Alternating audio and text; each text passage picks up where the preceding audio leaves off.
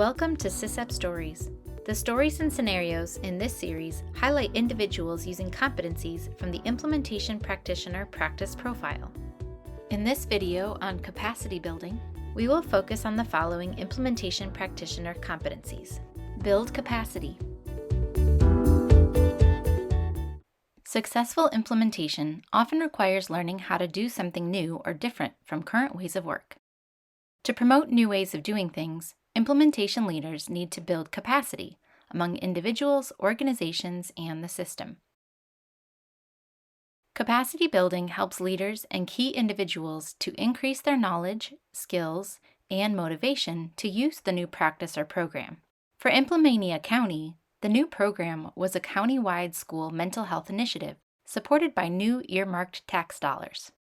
The initial decision was to use these new resources to fund community mental health providers who would work in high-need schools across the county's 7 school districts.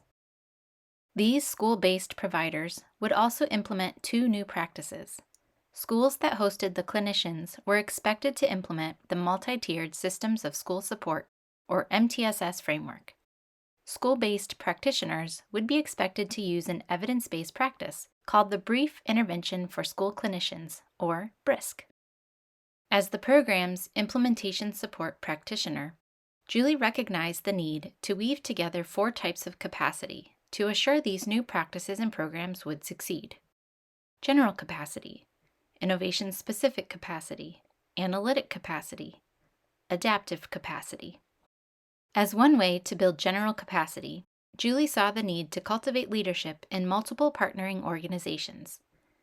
These included the partnering mental health agencies, the 7 school districts, the school building selected to host the newly funded school mental health clinicians, and staff at the funding agency, Implemania Public Health. To build innovation-specific capacity, the implementation team rolled out a series of trainings and coaching activities on effective use of MTSS in the selected school buildings. Meanwhile, the school mental health workers received training and coaching on the selected intervention, BRISC. Zooming in on data use, Julie established an evaluation and data team, which was one way to build analytic capacity. Julie also used some of the initiative's funds to contract for data collection and analysis from a school mental health research center at a local university. The data and evaluation team supported implementation of the school mental health initiative by collecting data related to the goals of the project. As we've already learned, 2 of these goals included provide school mental health strategies across all 3 tiers, use proven, effective practices. But data collection and analysis alone are not enough. Analytic capacity also includes using specific strategies that help members of the evaluation team, implementation work group, and community team to reflect on the data as it is generated. Implementation support practitioners like Julie use data and root cause analysis tools to learn what is working and what is not working so the project can improve their strategies. This takes an initiative like the Implemania School Mental Health Strategy from mere analytic capacity to adaptive capacity. Let's take a closer look at the data that provided information that informed adaptive action by the Implemania team. Remember that a key goal for the program was to support as many students as possible by providing services across all 3 tiers of school support.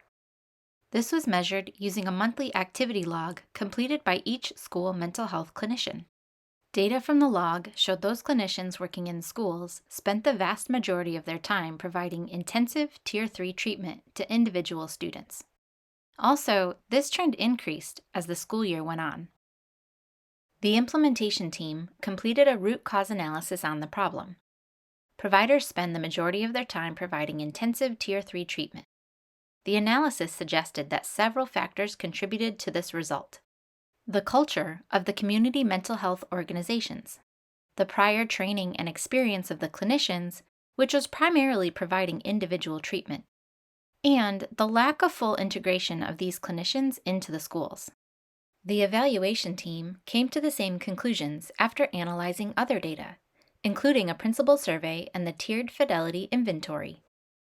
A survey of principals and building leaders showed that the clinicians were rarely involved in prevention activities or school team meetings. Data from the Tiered Fidelity Inventory showed schools had significant room for improvement in implementing the MTSS framework. Following the initiative's communication plan, these data were communicated regularly from the evaluation team to the implementation workgroup. The workgroup identified root causes and communicated their findings to the community team. The community team then put solutions and strategies into action to address the various underlying causes. Based on analysis of root causes, the community team made some big changes to correct course. They agreed to completely change the way tax dollars would be spent going forward. They moved from using community-based mental health clinicians to district-employed school social workers. However, having established their mutually beneficial relationships, the initiative also decided to continue to support the community mental health clinicians.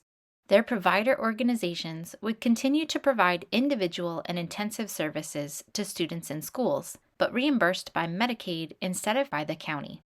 Finally, the community team decided to support more effective partnership among all these school-based helpers by investing in additional training and coaching on MTSS. Throughout the first year, Julie and the Implemania School Mental Health Initiative faced major challenges. But Julie and her team worked hard to build multiple types of capacity, including general, analytic, and adaptive. By doing so, the project was able to use data analysis and positive collaborative relationships to make mid-course corrections to better serve children and youth in need. Thank you for viewing this video. For more information on practitioner competencies, please head to the Active Implementation Hub and click the Implementation Support Practitioner Competencies tab. For more information on implementation science, check out the Active Implementation Hub.